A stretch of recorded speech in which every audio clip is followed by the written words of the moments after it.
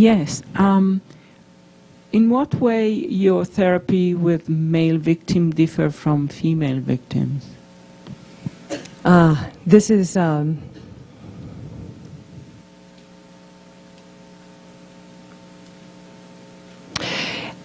it's very similar, actually. What's different are the events.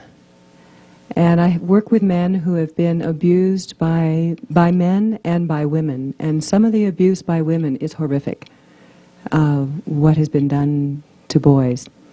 And it's terribly underreported. And actually, there is some difference. I think I work actually a little slower because there is such a social stigma for men who have been abused. And I think this is a big piece of why it's so underreported. There is, in our culture, there is such a pressure for men to be strong and macho, and for a male to have been abused and humiliated and tortured, and I've had very violent abuse by mothers to boys.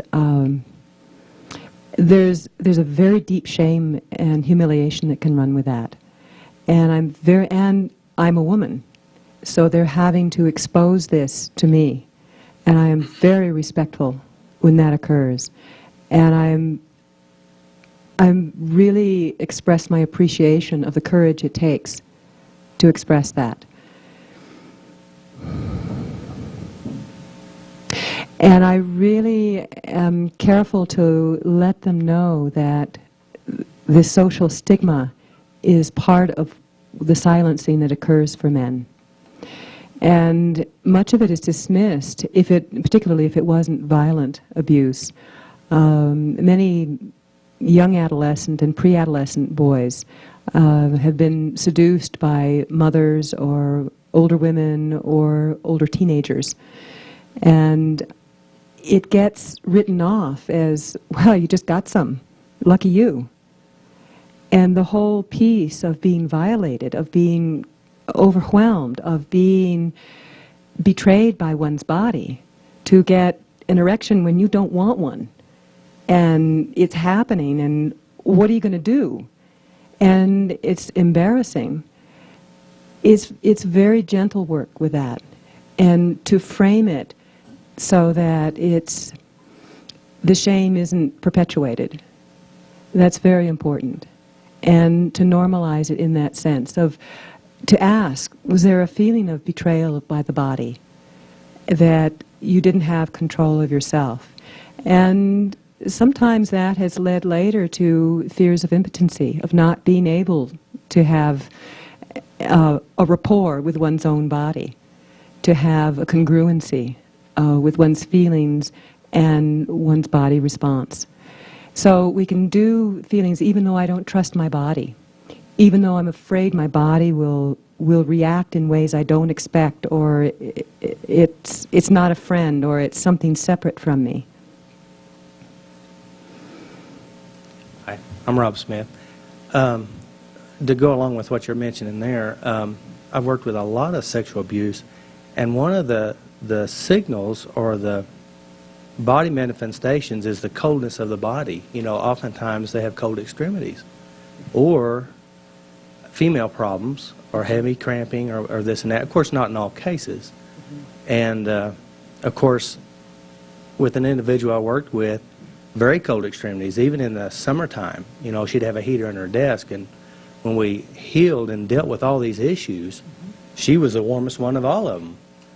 And the same individual, of course, we walked around the perimeter of the issue, and one of the things that I really saw a big connection, not only with sexual abusers, or abused people who were abused, but everybody, that when you work with life issues dealing with work, these are oftentimes reflection of home issues when a little girl or a little boy. And whenever we walk through and we start dealing with certain individuals at work and how they make them feel, and I often throw in any other character in my past. And when you start healing that, then when you go back to the original cause, it's often lighter and easier. I completely agree with that. I mean, most of our stress is at work, but oftentimes our stress is caused by our own perception of our own threat. Again, it's that set of filters. And there's almost something magical. Some call it the law of attraction, but what you focus on, whether it's you're focusing on it to push it away and not be aware of it, or you're focusing on it to go after it, is what you'll draw. And it's astonishing how often we draw into our lives people who will fit what it is we haven't worked through. Well, actually, you know, one of the tapes with Gary Craig, he mentioned the reticular formation, which is like the antenna, and that's what we focus on is what we see. And of course, these emotions and feelings are our own.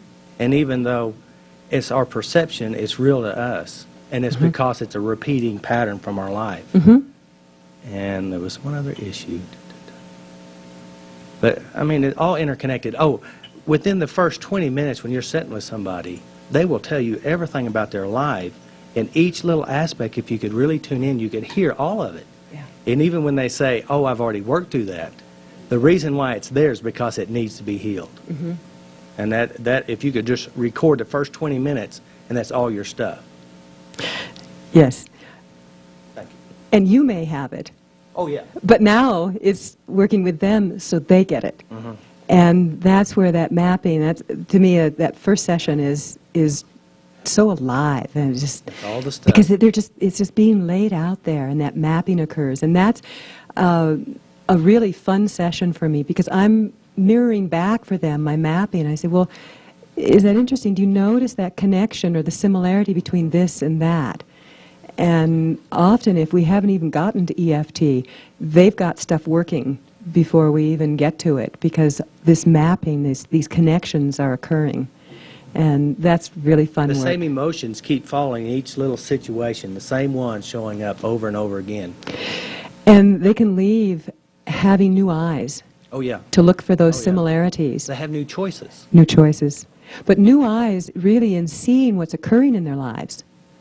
And I really suggest they take notes after. That's what I do. Yeah. I have them write a list of everything that's ever impacted their whole life, anything and everything, whether it was wore the pajamas to school or whatever.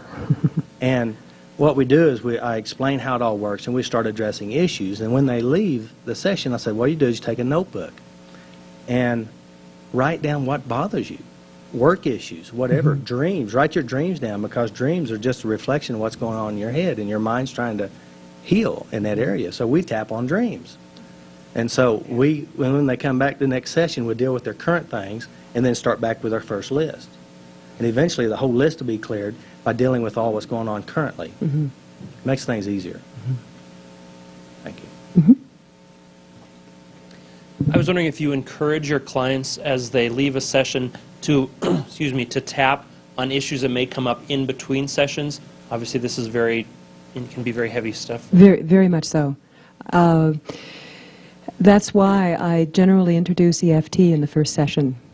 And like I said, I started with EMDR. I use it, one of the complaints of EMDR that people have is that it doesn't work well solo. And, well, yeah, it's true. I think we have kind of a built-in protection system that it's like the psyche. You don't go into it because the EMDR is like more of a non-discriminating can opener. And I sometimes laughingly say I use EMDR to open the can and EFT to empty it out. And but I teach them EMDR as a solo way because it actually is very, very useful that way as a way of self-soothing and to drop into the body. And this was, thank you, this was a piece I wanted to mention, is that what happens with abuse is that the body becomes foreign territory. All that pain is stored down there. And we end up living right up here and looking down there and telling it where to go and to walk over there. But I don't want to live there. Thank you very much. And with the EFT, we can address, even though I'm afraid to be in my body. And with the EFT, we can do shortcuts. I can't always teach that the first time out. But I can use the EMDR, which also, I'll also use the tracking from EMDR in lieu of the 9 gamut. It's very rapid, and it alters the brain waves and the activity of both hemispheres and increases the communication between the hemispheres. So I think it works similarly to the 9-gamut. So I'll play with that too. And so I let them use that as a way to come into the body more when they feel comfortable. And it tends not to, in that way, stir up the pot as much. And then, and absolutely, to have the EFT and the write-up on it. And I say, you use it as much as you want. And what I feel with EFT is, you know, if here's center and you're off to the right, if you administer something that's on this side to try and balance it, you can overshoot the middle. And my sense with EFT is that it's always coming back to the middle to balance. So it's hard to overdo it. And so I encourage people. And for some people like assignments. And okay, I'll give you an assignment. And do it, you know, 3 times a day or whatever. And it really supports the work in between and makes our work more efficient. Do you ask them then to journal that experience so they have some record of it, of maybe what they've covered if it's a 2-week or 3-week gap in between sessions? I suggest they take notes, and especially when things come up. Some people like to journal. Some people really resent journaling. For those who like journaling, I encourage it because it's a really nice means of processing, and I have people who do a lot of it, and I have people who wouldn't touch it with an 87-foot pole. And, you know, why start another fight? So I let people work in their own way in that way. I, for one, I've tried journaling, and on occasion I get inspired to journal, and most of the time I don't. But I have a pretty good memory, and that all those experiences are part of me. And so I let people work in their own way. And there are people who want assignments. So, okay, here are your assignments. Okay, what do I do this week? All right. So, do we go back? I have a question about the tearless trauma technique. Yes. It doesn't relate to sex abuse per se, but kind of. I teach EFT to actors, and I often teach it in group settings because most of them can't afford one-on-one sessions. And they're very emotionally facile, which is a great thing, and also a really rough thing. I would love to teach them tearless trauma, and I did it once, and I couldn't keep them from going there. Because they're so free with their emotions, they just dove right into it, even though I said, don't go there. And I find that, to some extent, that parallels survivors because they're also very highly sensitized. Do you ever find that you can't keep people from going into it, or do you have techniques for keeping people from going into it? And I don't know if I'm just doing the technique wrong, but if you could comment on some of your refinements of it. Well, the first question is, they're very facile, yes. And they're willing to dive in. Are they willing and they're not minding diving in? Or are they traumatized by diving in? Yeah, they're traumatized, and the problem is that since we're in a group, I can't go around to each one of them and tap on them for whatever their particular incident that they've gone to is. And so I'm thinking, well, maybe I have to give up using it in a group setting. On the other hand, it's so powerful for this particular population, I would love to be able to. So if you have any pointers on that. I would spend some time at the beginning in building their skill with it and working with the not trusting themselves to contain their own emotion, not trusting themselves to be able to set a boundary with it. And self-trust is a huge issue with abuse. And before you even went to the trauma, I would really recommend looking at that as an issue and saying, even though I'm afraid I can't hold the line against that, even though I don't trust the skills that other people say I have, to have a boundary against these emotions, even though they seem like a tidal wave that comes over me and there's nothing I can do. I'm a cork in the waves. And because we can end up re-traumatizing by forcing someone in too soon. And a group setting for this is a more difficult way of doing it. And what you might do is, if you work with make it a small group, and then do some screening beforehand, And if there's anyone who feels that no matter what they do, they're not going to, then you may ask them to work one-on-one with you. Or to ask them, well, are you willing then to do that? It still works, even when you dive into it and it feels awful. Because you can have abreaction with EFT, and at times I've had people so locked up they can't move, they can't tap, they can't talk, and I'll tap and speak for them. And they'll move through it very quickly. And if you don't have too many of those in a group, you could still do that. But that's also part of where you can work with structuring your group and working with the people you're working with, and maybe split them up into more than one group. And for those you know who have more trouble, kind of balance them between the groups. Mm-hmm. Okay. Yes. I thought I would share something that I found interesting about the two women that I was mentioning earlier.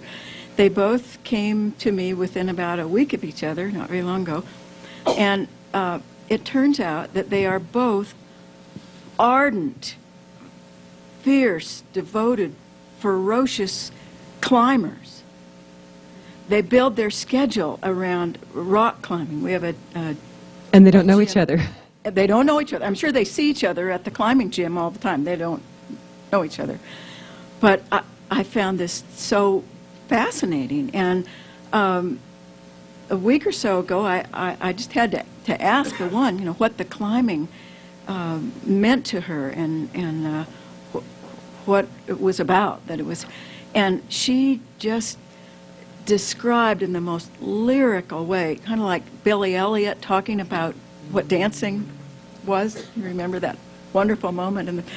And how she could experience her body totally, but she could also leave her head. I mean, it was a wonderful escape, and that her body then just worked by itself, and it knew where it was going, and it was just the most magnificent thrill she had ever experienced.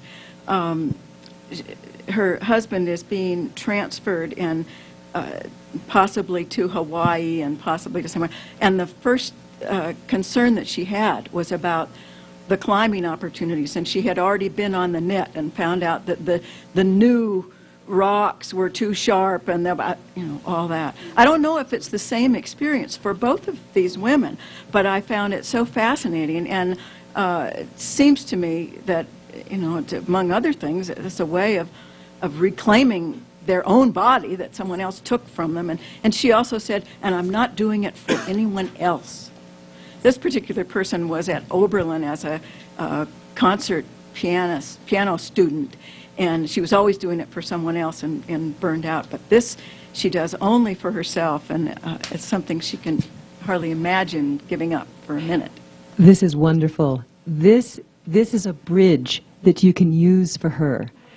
What I suspect, just as you're describing it, I can feel this vibrant joy that this woman must experience of being able to feel safe and alive in her body, that she doesn't have to go to her head to escape the intrusion that she feels of not having boundaries. And boundaries are such an important issue in this healing, and one of the pieces I want to get to here. But you have an inroad there with her that you can use to begin to transfer that joy and that safety that she experiences in her body into something that she can begin to build in the rest of the world. And that aliveness, there's a life and death situation there too that comes with that encourages a connectedness in the body, and with the presence of adrenaline also. But there's more, I suspect, what she may get if she climbs that much. There's a flow that occurs, and that flow comes from the presence in the body. And that's when I was speaking of the EMDR that I use, and the EFT to work with the fear of coming into the body, because it's the return to the body that allows us to become present again and feel safe in ourselves and begin to take up space in the world. Because when we're intruded upon, through molest or violence of any nature. And often as children, even if when it's psychological and emotional, it doesn't even qualify by the definitions of abuse. But there's an intrusion of our being, and we aren't even given permission to really stand and take up space in this world. That presence that she feels gives her the opening to that. And when we have cleared this material enough, and whatever the material is, be it abuse or anything, and we can come into the body and live in the body, not identified with it, so to speak, but living through it, fully experiencing the sensory input, the ability to read people, the experience of being present. That aliveness brings with it a joy that is indescribable, but it's recognizable. And that can be used, she experiences it there. What a gift for your work with her. They can speed it tremendously to begin to bridge that, and for her to begin to work consciously in bringing that presence into her body that she knows. So that's a great one. It seems like most of the clients that you've been seeing are members of family. It's been family abuse type situations, more or less. And then there's the stranger pedophile abuse. I was concerned or interested in your thoughts on, and I'm going to call it peer-to-peer abuse. There was just 3 or 4 days ago a story about a 12-year-old in a school situation with her and the guys in sexual acts and whatnot. And if given that a 12-year-old can't give informed consent, how does, and given that the other classmates that were involved in the activities were basically her age, how does this structure up? What would be your guesses on her family situation, and of course it's a leading question, but that situation, and is that more prevalent now, or is it just kind of making the news now? Is it, 30 or 40 or 50 years ago, was that prevalent? Unfortunately, I suspect that that kind of abuse is a bit more prevalent now. And I have some pretty strong views on the media and the influence that has. But it's not new. I have very mature adults who have experienced similar. And I'm assuming that it was one girl and several boys in this situation? Yes. Mm-hmm. Absolutely, it is abuse. It has violent qualities to it. And that particular one was, quote, consensual. Right. It was in a classroom. So. It was consensual. That's what the article said? Yes. By legal definition, that's not possible. True. And just considering the numbers, you tell me if there was consent. And even if there were verbal consent, this child may have been one who was routinely abused elsewhere, and so she may have verbally given consent, quote unquote, but it was something trained into her by her experience. And if that's not the case, then it was one that included overwhelming violence and fear and consent given because of the fear of the numbers. And in no circumstance would it legally be given as consent, or would I consider that consent? So, that becomes irrelevant. But in the working with the child, you would have to consider a number of things. One would be looking into her background. Is this something that she is familiar with and she knows how to stay alive by, quote, consenting, unquote? Because compliance and agreeing and acting as if a child wants that may be one of the requirements for survival. It may be one of the requirements of the perpetrator. So she may have been trained to give consent. And the other may be that that's just what was said. I don't know. So if she had not been abused before, then you would be treating it as a traumatic event. And if she had been abused on a regular basis, then it's an extension of what she's experiencing somewhere else. And not knowing the case, it would take some exploration of that. Does that answer your question? Yes, on that specific, I was trying to get a view of if you see very many of those at the adult level today from back then, and in I do see correlation them. between today and 10 years ago. I do see them from back And what in about- our lovely 1950s. Yeah. You know, when that wasn't supposed to happen, and earlier. One of the other thoughts that came up when I was forming the question, and I forgot to mention, is I see the very young gangbangers' girlfriends that, and again, it makes good media. I mean, it's the whole bit, but that kind of forms in that whole question. It is, unfortunately, a double-edged sword. The fact that this is coming out, that this occurs, is part of the healing process. And when it's sensationalized, and when so much of TV has violence and misogyny and disregard for human experience, then it perpetuates it. So it depends in that case on how it comes out. Whether it's coming out in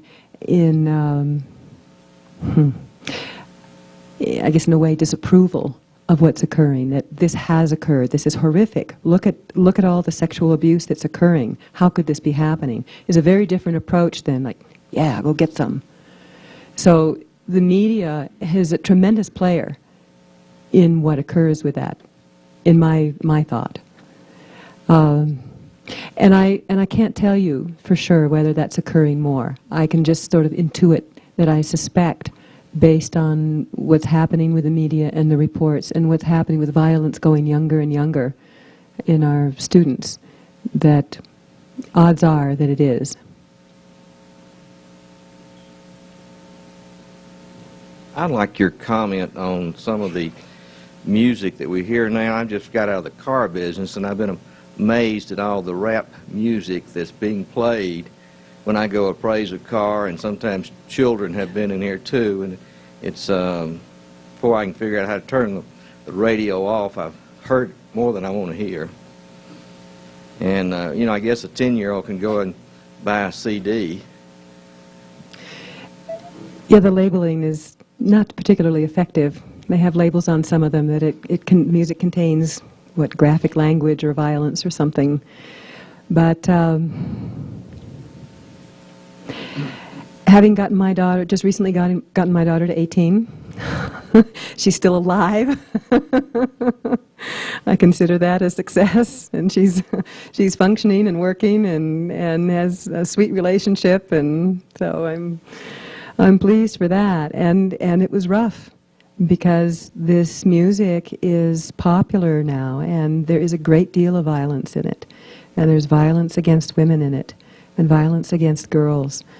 And the only antidote I know, other than boycotting and using the media as much as we can in favor of peace, perhaps, and caring, is that we work with our kids and we speak to them about that. And is that really how you want to be treated? Is that really how you would want to treat someone? Would you want a relationship that had that kind of violence? And I would speak with her, and I listened to her music, as awful as much of it was. And I would comment to the lyrics and say, that one sounds really violent. Do you feel good when you hear that? And she said, oh, well, everyone listens to it. I don't listen to the words. But it gets in. It gets in. And I noticed when she listened to that more, she carried more of a chip on her shoulder. And she hung out with kids who had, I could feel, more of an undercurrent of violence in them. And there were moments that were pretty scary. And gradually, I didn't have an easy daughter. She was a very strong-willed child, and if I came down like that, all I got was, so I had to work with her a different way. And at one point, I could tell there was so much rebellion going on that I had to step back and say, okay, I'm just making myself sick over worry with you. And your reaction to my wanting you to be a certain way, to be, the old-fashioned norm, is just making you go the other way. And I said, there's a route this way and there's a route that way. And it's your choice. She was 15 at the time. It was a real scary thing to do. And I realized that if I pushed harder, I was going to push her in the direction that I didn't want her to go. And I stepped back and I said, I love you, and I will support you, and I will not push you in that direction. You're on your own. You decide what you're going to do. And the first week, she continued doing what she was doing and telling me after. And I said, well, that was an interesting choice. And the second week, she started telling me before she did it. And I said, well, that's an interesting choice. I wonder what you'll do with it. And the third week, she started telling me about it and then not doing it. And by the fourth week, she was asking my opinion. Absolutely blew me away. And it was the hardest thing I think I've ever done in my life, was to shut my mouth and back up and let her choose. And her life has been on that track ever since. I don't say this is true for every kid. It was true for mine. And to me, for her, that was the best antidote against that music, because I honored her choosing. And she knew, I knew from very young that I had a very opinionated, strong-willed kid. So I figured I had probably till about age 7 and maybe 10 to get as much into her as I could. So I really did. And about that time, I started hearing my stuff coming back, and I'd hear her telling my stuff to other kids. And it was really pretty cool. But it was real scary to take a chance on her. And that's the only thing I see now, is to really love and trust our kids and to honor their ability to choose and give them the space to talk. And she tells me everything that's going on now. It's I love it. Yes. I'm sure, having worked with EMDR and probably other techniques, just like to share a couple of techniques that are helpful, like a technique when somebody is ready to work on some abuse, of doing some self-soothing or grounding and seeing the abuse happening on a screen way out there, seeing oneself watch the screen. Mm-hmm. It's a technique from NLP or a hypnotic technique. Creating some emotional or kinesthetic distance from that. And and that's been very helpful, and then can do the tapping. Sometimes it diminishes the suds and then can get closer. I'm sorry. And do you do that with reminding them of where they are? Or? Oh, yeah, yeah. I also do, I teach them some energy techniques for centering, such as Cook's hookup posture, where they cross one leg over the other and cross the hand over, and if they're not talking, put the tongue against the roof of their mouth, do some breathing. It's a centering technique. The roof against the mouth actually is an old Taoist process for the tongue bridge, connecting the energy system. Yeah, yeah. So, and that's the centering or grounding. Maybe if people feel a lot of fear in the solar plexus, just holding solar plexus and breathing, or solar plexus and heart, and being very aware of that, and doing some strengthening of that response even before you do any kind of distance in terms of visual, seeing something on a screen or being above it. So there are a lot of ways, or there are some ways I wanted to share, and I'm sure you're aware of and other people are aware of. And I think it's very, very important, because the risk of re-traumatization is very high, and going slow is very, very important. The other thing, a technique from EMDR, it's an old technique from hypnosis about putting things in a container and describing the container. I have a client who put her abuse in a bulletproof container, and then she had all kinds of a way to let a little bit out if she chose to, and then we could work on it. So just those are all very good techniques. What I'd like to add with a container is that it's important for one to make a pact with oneself with regard to that container, that we're not going to try to pretend that it's no longer there. The promise that, yes, that container will serve to modulate the release of that emotional material, Right. but I'm not going to abandon it. right. And I make a promise to continue working with this. And then the psyche, the system, is very cooperative. But if the intent is to get rid of it and throw it away, I'll tell you that container is guaranteed to leak. Right. And it'll leak in really unpleasant ways. Yeah. And that's both the blessing and the curse of the container, that it won't let us try to avoid the work of clearing. And, Yeah, it's to modulate the letting it out. I Yes. absolutely agree with you. Yes. So I just wanted to share that, and that can be done sometimes with EMDR installations for those people who are familiar with that. Thank you. It also can be done with EFT. And Installing? Yeah, and using positive statements. And I'm willing to do this, and I'm willing to do this process and to do it in a gentle, healing way for myself. Even though no one else treated me gently, I'm willing to treat myself gently. And I promise I intend to treat myself gently. And that can be very healing for those feelings of everything comes at me in that way. And that brings up an issue when you have someone in abreaction. That can be really unnerving if you're not used to it. When someone is really deeply in it, it's they're no longer oriented in time and space, but they are re-experiencing fully what has occurred to them, especially if there was violence.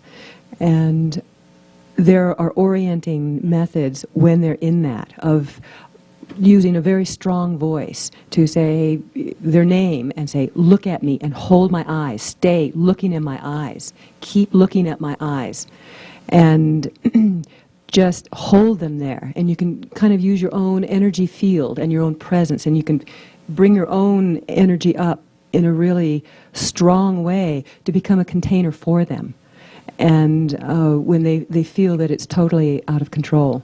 And then as it starts to calm a little bit, say, now, look at the chair. Now, look at the window. Now, look at the floor over here. Tell me what that says. Read this. And then look back at my eyes. And get them to reorient in time and space. And remind them, you're here in this room. Okay? And that's going on. And that can go on at the same time that you're here in this room. And you're not, it feels like you're going to die, but you're not going to die. And telling them things like that brings them back, and it begins to pull them back into an awareness in the present, can be very helpful in bringing that abreaction through. And you can do that while you're tapping on them, if they're unable to tap on themselves. So sometimes, and especially like I've had one woman come in, and she was held together by Band-Aids. She'd had memories coming back, and she didn't know if she was going crazy or if these were actually memories of experiences. And she came in, I'd never spoken to her before, and she wasn't in my office 10 minutes, and she was in full abreaction. And that's what you do, you go straight for bringing them here. And I think she would have been a real tough cookie to get to try EFT before that. But at that point, she'd have done anything. And she looked at me and she said, this is weird stuff. It's not going to work. And I said, will you do it anyway? And she said, I don't want to be here. So she tried it. And within 20 minutes, she looked at me and she sat back out of abreaction. She said, that stuff's really weird, but it works. And she went home, and she's an advocate of EFT, and she teaches it to anyone who will listen.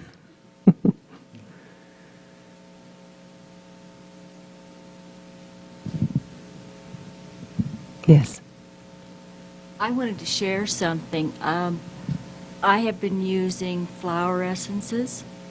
Wonderful. essential Bach flower oils. essences? And, excuse me? Bach flower essences? Yes. I love Well, them. they're more than Bach flower, because Okay. the original Bach flower are only At 39. 39, yeah. But I use them in conjunction with EFT. Okay. I've been using them in conjunction with EFT. And so, for instance, the oils, there's one called, from Young Living, called Sarah, which is for ritual and trauma abuse. It's like... Would you mind taking the microphone off and maybe that... Good. It's like the hypnotic technique of seeing the movie screen, or maybe even going outside of the movie theater. You're seeing it, it's going by, but you are not experiencing it like the ab reaction.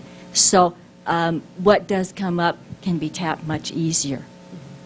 And you were mentioning about getting the person back into the physical body. There is a specific flower essence that does that. Now, it may take some time to do it, but it's going very gradually, and it can be done in conjunction with all the other things that you're doing so that you are reaching a point.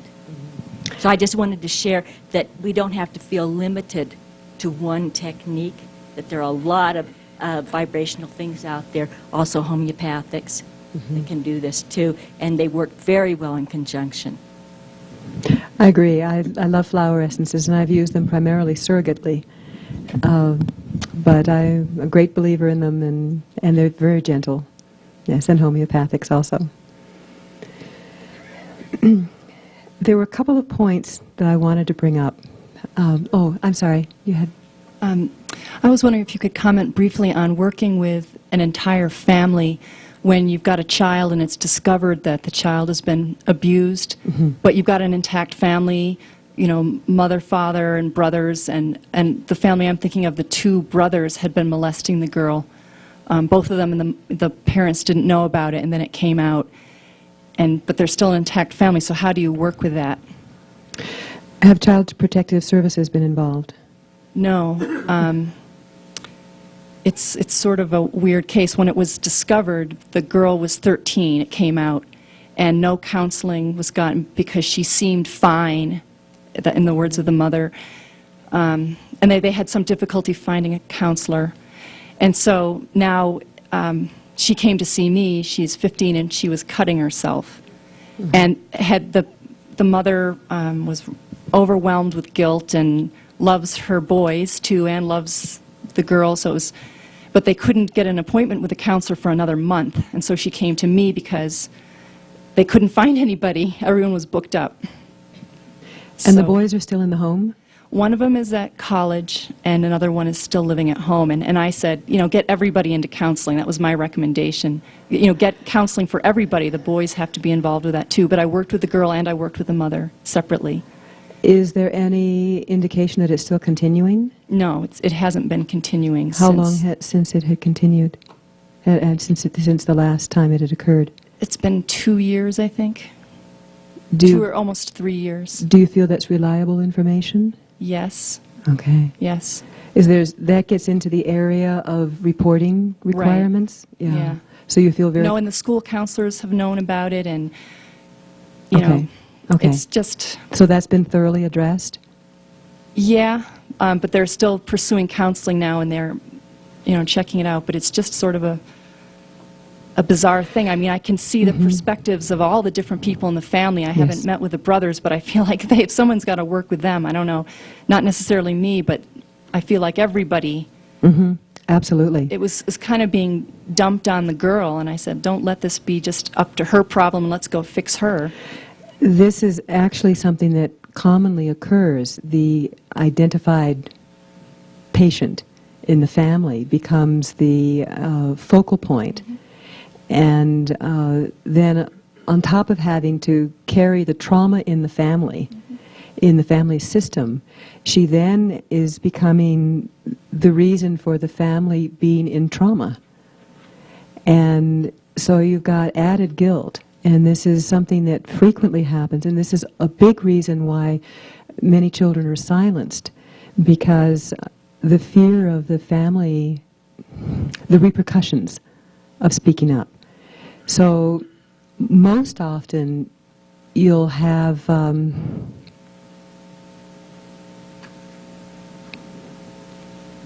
I can't say most often.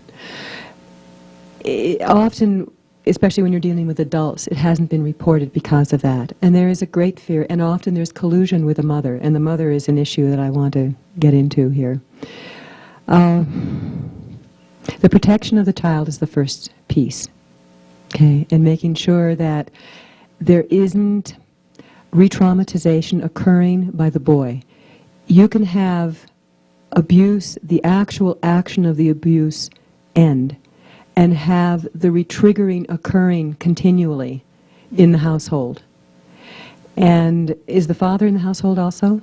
Yeah, he seems, I was asking about him because I'm like, where was he? And I mean, the mother is taking on all the responsibility for it. The father seems sort of like a passive lump who's not really taking any very active part in it.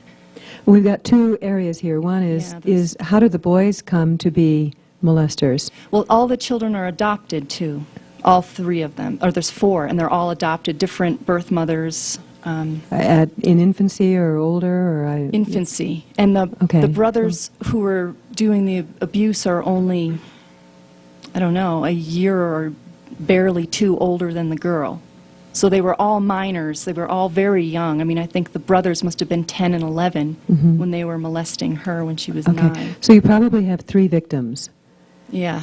And 2 perpetrators. And it's not uncommon for there to be adolescent perpetrators. And it's one of the ways of acting out. And so my first piece in that is you've got a family system going here where you, in a certain way, you still have a child in danger. Unless this boy has... It takes quite a while for an adolescent who has molested to get through enough to where there isn't, even if he's in guilt, he's triggering the girl again. Yeah. Because then she's feeling guilt for his guilt. And you've got a really convoluted situation. And if there's a way for the boy to, if he's 17 or something, if he can live with friends or if he can live with other family members for a while, that would be a far safer situation. Because the one who's taken the brunt of it is the girl, the youngest one. But how do you get the older brothers into therapy? Or... You work with the parents on that. Yeah.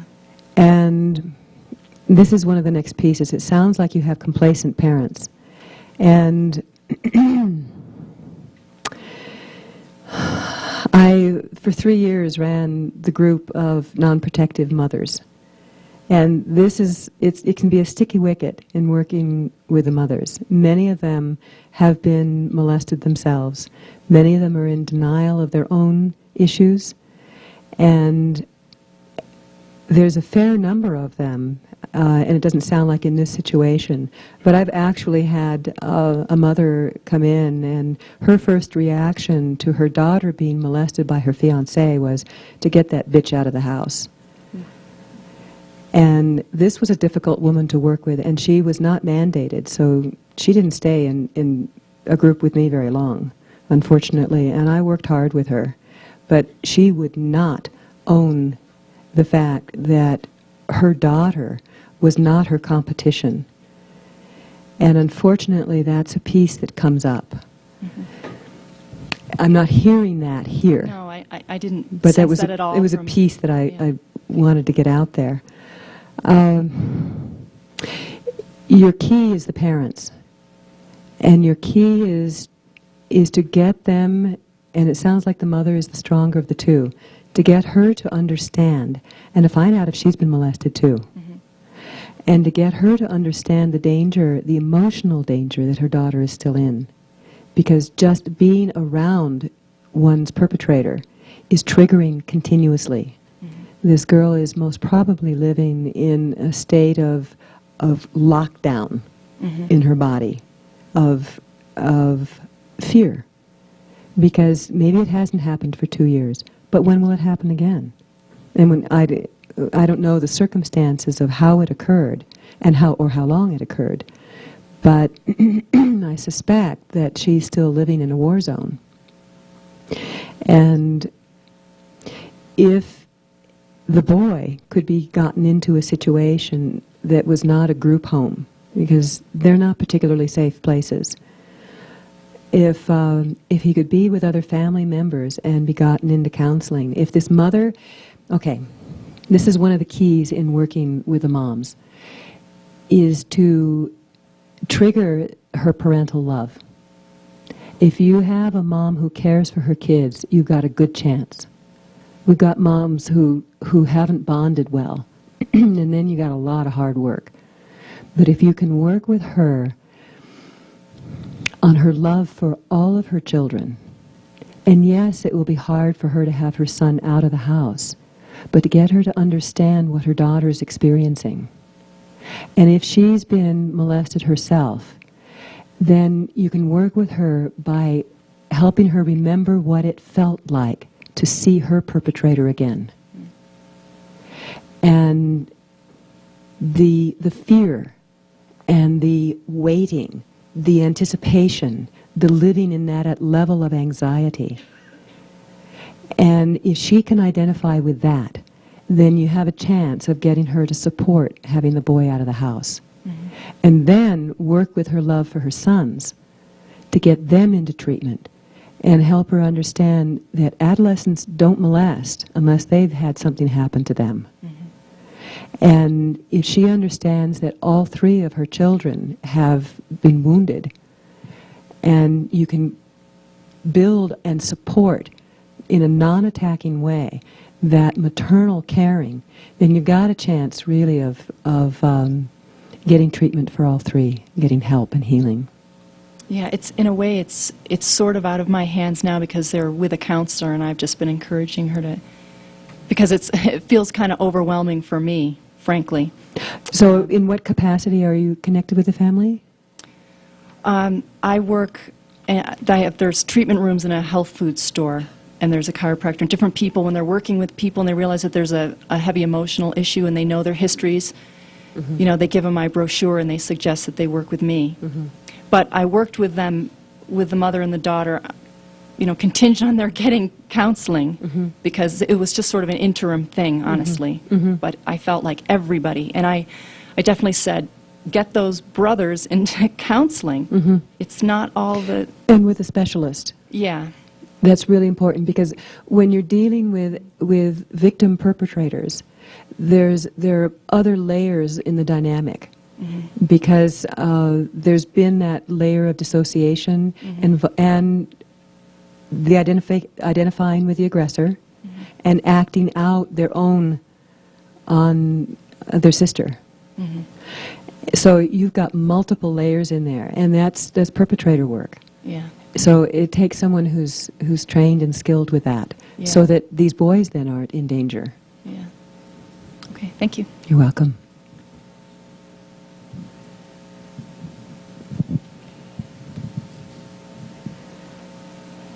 Okay.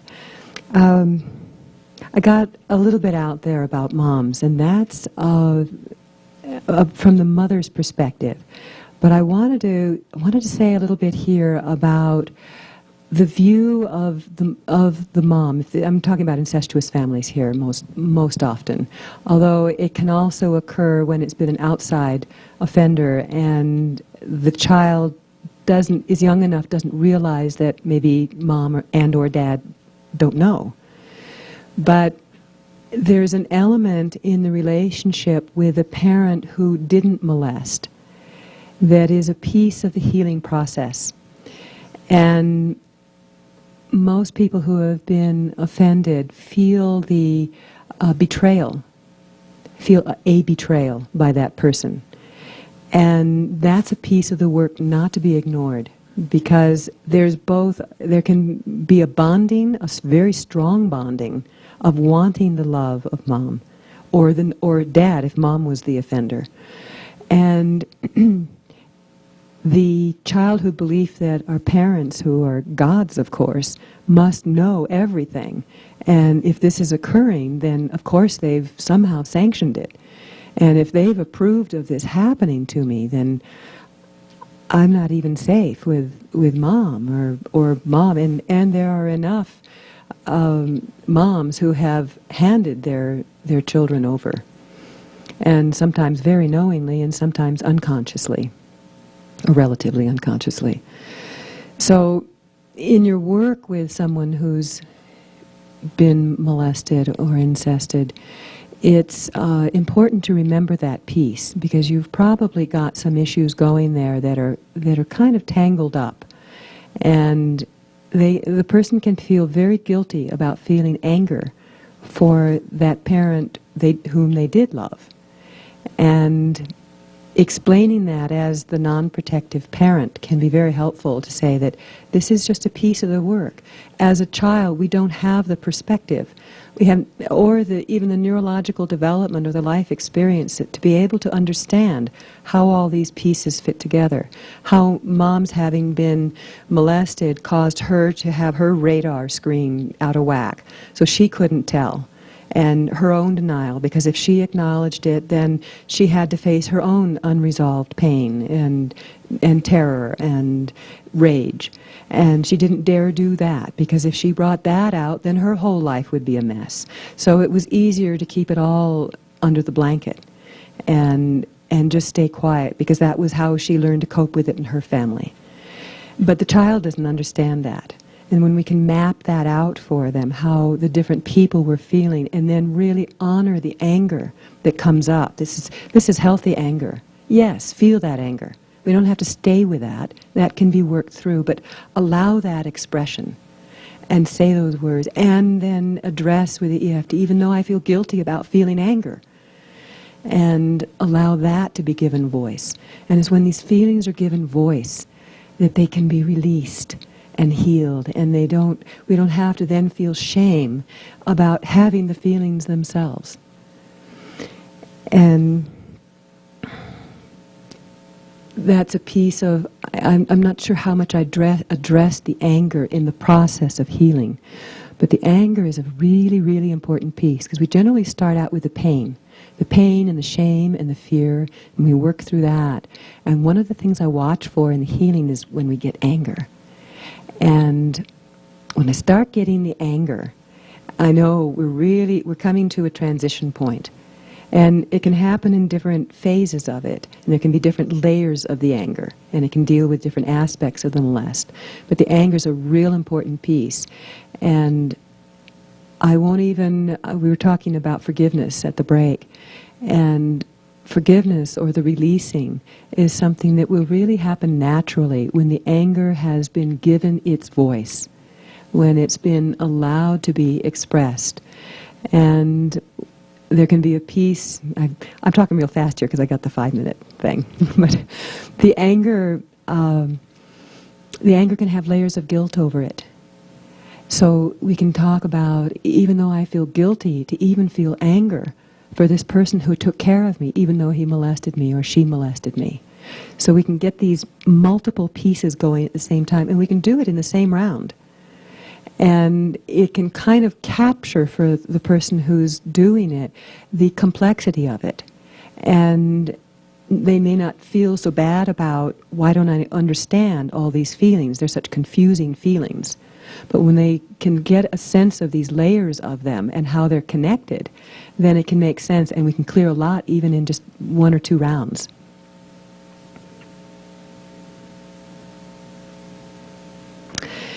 I've got a couple of sections in my handout on boundaries, and probably all of you have done work with boundaries, and on self-trust, and I think that's kind of filtered in here, that when our perceptions that, when we're molested, our own perceptions of the world get skewed in a way that often especially if it's in a family system, the secrecy level, and even when it's imposed by an outside perpetrator, the secrecy level becomes a denial of our own perception.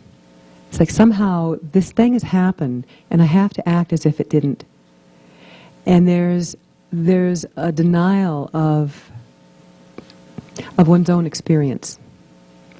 And in this healing process, one of the deepest pieces is to come back to trusting our perception of the world and trusting the read from our own intuition, because intuition had to be put on the shelf because it became a dangerous thing, because it was our intuition that read all the stuff that was going on in the family, and the only place it was useful was in being able to tell what night it was going to happen. And other than that, it became so stressful to be sensing the chaotic dynamics in the family that intuition just had to go on the shelf. So a part of the healing is this beginning to reclaim our ability to read the world and read ourselves, and that reconnection. And the last piece I wanted to address is really important for everyone here, and that's our self-care. And when you work in this area, it's really important that you do your own work in caring for yourself, and that you hold that awareness. This is self-love. This is where this caring that goes to your clients has to go both ways. And you listen to what's happening in yourself. And if there's triggering going on, then note it. And do your EFT with it.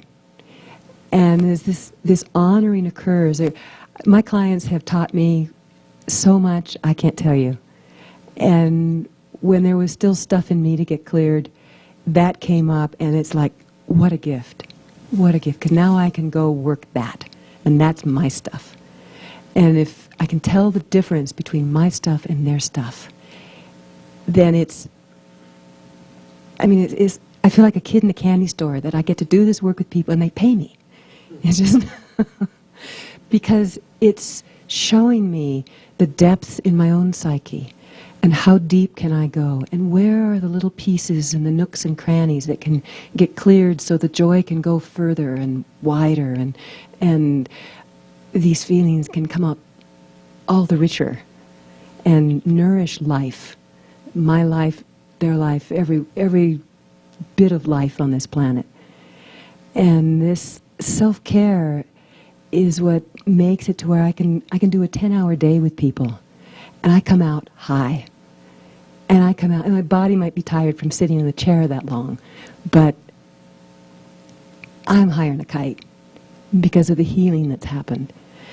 And that's what I encourage. And I've heard so much of burnout, and now that we have this EFT available and these other healing modalities, it's possible for this to be a joy for everyone. And that's my hope. And that was what got tears in my eyes when I was walking over here, thinking that, we can get more people out here doing this and finding more joy in themselves in the process. And that's what I hope that this evening may have offered you. So.